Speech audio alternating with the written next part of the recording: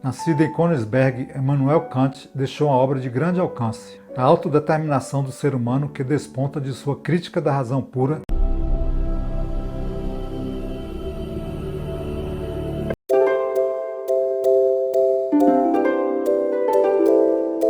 E aí pessoal, chegando aqui mais uma vez com o nosso canal Pensar com Liberdade, trazendo até vocês mais um roteiro, um bate-papo, aquela conversa. Claro que a gente deu uma olhada no texto, né? O autor também é um autor instigante, que nós gostamos muito da presença dele aqui no canal, que é o Kant. E hoje a gente vai tratar de um texto que nós estamos chamando de O Conhecimento e Seus Limites. E é claro que eu faço aquele convite bem especial, vem comigo. Se há um livro que marcou época, foi Crítica da Razão Pura, que Immanuel Kant publicou aos 57 anos, em 1781, quando já era catedrático em Königsberg, a cidade da Prússia Oriental em que ele nasceu em 22 de abril de 1724. É hoje o território russo de Kaliningrado, entre a Polônia e a Lituânia. No início, ninguém percebeu a importância da obra. Consta que o filósofo berlinense, que deveria escrever uma resenha, teria deixado de lado o livro, irritado com as frases difíceis de Kant. Se era difícil para ele, imagine para a gente, hein? Somente 6 meses depois, ela foi publicada, demonstrando que Mendelssohn não havia entendido bem a obra de 856 páginas. Com isso, fica claro que Kant não é assunto para leigos e o estilo pesado de seu alemão sempre assustou potenciais leitores, além de levar tradutores à beira de um ataque de nervos. As 3 questões que interessaram Kant talvez explique a demora para que a obra com implicações para a metafísica, a epistemologia e a ética tivesse o devido reconhecimento. Arthur Schopenhauer, 1788 a 1860, referiu-se à publicação como o livro mais importante já escrito na Europa.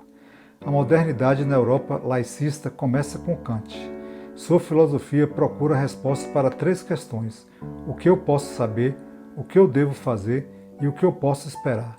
A cada um ele dedicou um livro: Crítica da Razão Pura, Crítica da Razão Prática e Crítica da Faculdade de Julgar, embora a questão da esperança também seja tratada em seus escritos sobre história e religião. O conhecimento e seus limites. Só se chega ao conhecimento através da análise crítica, que brota da própria razão. Isso inverte a concepção de que os objetos externos poderiam ser percebidos como tal. O conhecimento para Kant não é mero reflexo dos objetos, ele parte do sujeito, da mente humana que produz a imagem das coisas e a organiza para explicar o universo. Com isso, Kant criou a base para o idealismo alemão, o ápice da filosofia alemã em sua análise. Kant chega também aos limites do conhecimento. Só conhecemos um mundo refratado através dos quadros subjetivos do espaço e do tempo, ou seja, só conhecemos os fenômenos e não as coisas em si. Nesse sentido, só abarcamos conhecimentos matemáticos e científicos, pois não somos capazes de conhecer Deus, que pertence ao nível das coisas em si, ou de nos adentrar nas questões metafísicas. Em Crítica da Razão Prática, o filósofo indica como agir corretamente. Age de maneira tal que a máxima de tua ação sempre possa valer como princípio de uma lei universal. Assim ele definiu o seu imperativo categórico, a norma kantiana de comportamento.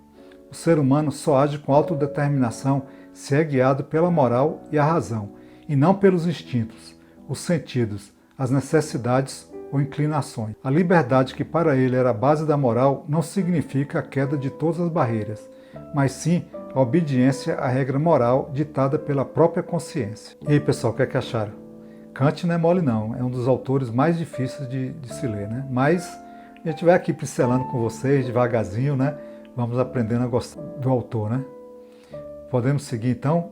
O que é que vocês acharam? Ele diz que a gente só pode conhecer os fenômenos, né? E não as coisas em si, né? A gente olha para uma pessoa, a gente vê ali os fenômenos, né? Dependendo do olhar que você, da posição que você olhar, você vai ver uma pessoa diferente. Mas a gente não consegue perceber a essência, né? Aí ele fala também nesse texto do imperativo categórico, que é tornar a lei universal, né? Aquilo que você está fazendo, qualquer um possa fazer, basicamente é isso, né? E agir com autodeterminação é ser guiado pela moral e pela razão, né? E ele nos diz que a liberdade é a regra moral ditada pela própria consciência. Eu achei isso bem bacana também.